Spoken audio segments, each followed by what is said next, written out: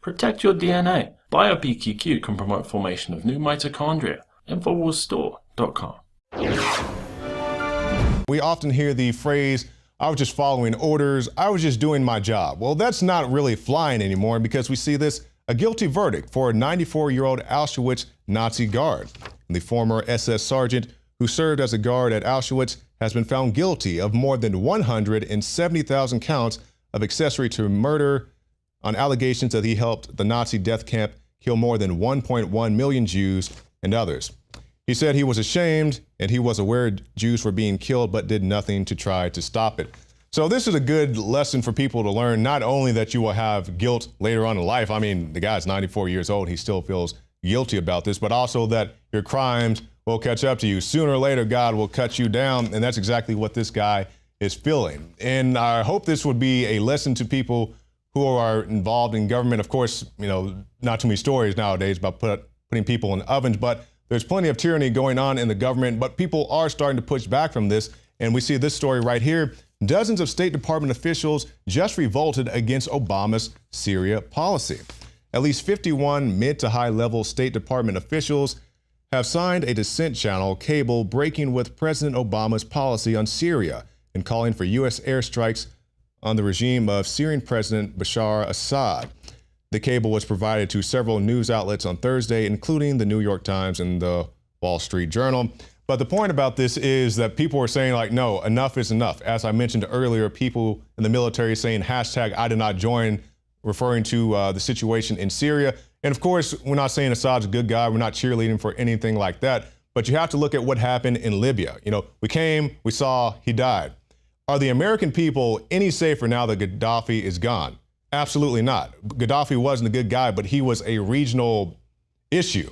You know, when you take away Gaddafi, now he's replaced by international terrorists who would love to come over here and kill Americans. So are Americans safer? Absolutely not. Are Libyans safer now that Gaddafi is gone? Absolutely not. You need to know what you're doing and have a realistic plan before you go overseas and play Team America World Police. Now, something unusual that the police had to respond to overseas in Pakistan in particular was a woman throwing acid in a man's face because he refused to marry her. Now, we do hear about these type of honor, well, not killings, but honor assaults about men who throw the acid on women, but this is very unusual. She wanted him to marry her so she could divorce her husband. They were involved in an affair. He said no, and the rest is history. And briefly, before we go into other special reports, Philly has a soda tax. And this is Philadelphia on Thursday became the first major city in the United States to enact a soda tax, with the city council approving a 1.5 cent per ounce levy on sugary and artificially sweetened beverages. His big brother can get to you.